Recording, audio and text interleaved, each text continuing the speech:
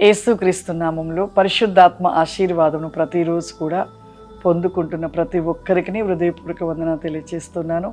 మీరే కాదు, మీ బంధుమిత్రులు వారందరూ కూడా వారికి తెలియపరచండి. లేవగానే మొదటిగా ప్రార్థన చేసుకోవడము, వాక్యాన్ని ధ్యానించడము, పరిశుద్ధాత్మ ఆశీర్వాదం పొందుకొనుట ప్రతి ఒక్కరికి మీరు తెలియపరచండి.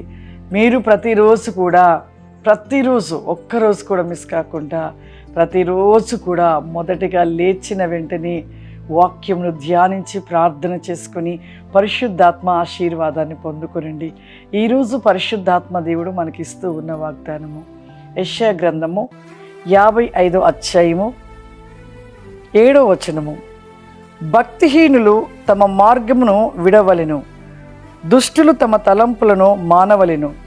వారు యెహోవా వైపు తిరిగిన ఎడల ఆయన వారి యందు జాలిపడును. వారు మన దేవుని వైపు తిరిగిన ఎడల ఆయన బహుగా క్షమించును. ఈరోజు ఎంత గొప్ప వాగ్దానం, ఎంత దేవుడిస్తున్న వాగ్దానం. నిజంగా మరి భక్తిహీనత కలిగిన వారు ఆ మార్గాన్ని విడమంటున్నాడు. దుష్టులు తమ తలంపులను మానివేయమంటున్నాడు. ఎంత గొప్పగా దేవుడు ఒక గొప్ప కృపనిస్తున్నాడు. ఈ కృపను మనము విడిచిపెట్టకూడదు.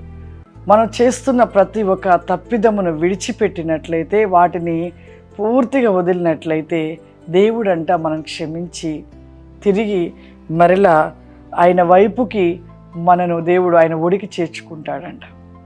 చూడండి ఎంత గొప్ప మాటగా, ఆయన యెహోవా వైపు తిరిగిన ఎడల ఆయన వారిని యందు జాలి పడతాడంట. ఎంత గొప్ప దేవుడు! అసలు ఈ యొక్క ప్రతి నరుడి మీద దేవుడికి ఎంత ప్రేమ. ఎందుకు ఈ ప్రేమ అంటే ఆయనలో నుండి వచ్చాం కదా, ఆయన స్వరూపాలం కదా. ఆయన స్వరూపము ఈ భూమి మీద ఉండుట, కేవలం ఆయన స్వరూపాన్ని భూమి మీద ఉంచుట, కేవలము నిత్యము కూడా ఆ స్వరూపముతో ఒక ఘనతని దేవుణ్ణి పొందుకొనుటకు, గణపరచుట కోసము, ఆయన మహిమపరచుట కోసము, ఆయన స్తుతించుట కోసము, ఆయన మనసు వంటి మనసును కలిగి భూమి మీద ఉండుట కోసము నరుని చేసి, ఆయన స్వరూపమును చేసి జీవవాయును ఊది దేవుడు మరి ఒక నరునిగా ఒక రూపమును దేవుడిచ్చి ఒక మానవునిగా ప్రభు నిలబెట్టున్నాడు. కానీ మనం ఏం చేస్తున్నామంటే, దేవుడు ఇంత కృపిచ్చి మనకింత మరి ఒక గొప్ప కృపను చూపిస్తే మనం ఆయన మాట వినలేకపోతున్నాం. దుష్టుల మార్గంలో వెళ్తూ ఉన్నాం, భక్తిహీనత జీవితాన్ని కలిగి ఉంచున్నాం, దేవుని యొక్క మాట వినలేని వారిగా ఉంచున్నాం, పాపంలోనే పరిగెడుతున్నాం. అయినను కూడా ప్రభు ఒక మాట చెప్తున్నాడు, తిరిగి మరలా ఆయన వైపుకు మళ్ళినట్లయితే జాలి చూపుతానంటున్నాడు, క్షమిస్తానంటున్నాడు. ఎంత క్షమించే దేవుడు ఎక్కడుంటాడండి? ఎంత గొప్ప దేవుడు! ఇన్ని తప్పులు చేసి పాపాలు చేసినా కూడా మళ్ళీ క్షమిస్తాను, నా ఒడికి రండి అంటున్నాడంటే ఎంత గొప్ప దేవుడు ఈ లోకంలో ఎవరు ఉన్నారండి. ఎంత గొప్ప దేవుడు! నిజంగా మరి ఇప్పటికైనా మన జీవితాలను సరిచేసుకోవాలి. ఇప్పటికైనా భక్తిహీనతను కలిగిన ఉన్నవారు మరి భక్తిపరులుగా మార్చబడటానికి మీరు ప్రతిరోజు కూడా ప్రార్థన కలిగి ప్రతి పాపమును విడిచిపెట్టండి, ఆయన వైపుకు మళ్ళండి. చివరి దినాలలో ఉంటున్నాం, చివరి కాలంలో ఉంటున్నాం. ఈ చివరి దినాలలో మన మనసును మార్చుకొని భక్తి జీవితంలోనికి మనం ముందుకు సాగకపోతే మనకు నిత్య నరక అగ్ని తప్పదు. అందుకే ప్రభు చెప్తున్నాడు, అవన్నీ విడిచిపెట్టి నన్ను వెంబడించండి, నా వైపుకు మళ్ళండి, నేను జాలి చూపి క్షమిస్తాను అని చెప్తున్నప్పుడు, అట్టి క్షమాపణ మనకి దేవుడిస్తున్నప్పుడు ఇప్పటికైనా మనం ప్రతి పాపాన్ని విడిచిపెట్టి దేవునిలో వెలిగించబడే వారిగా మనం నిలిచి ఉన్నట్లయితే దేవుడు ఆశీర్వదిస్తాడు.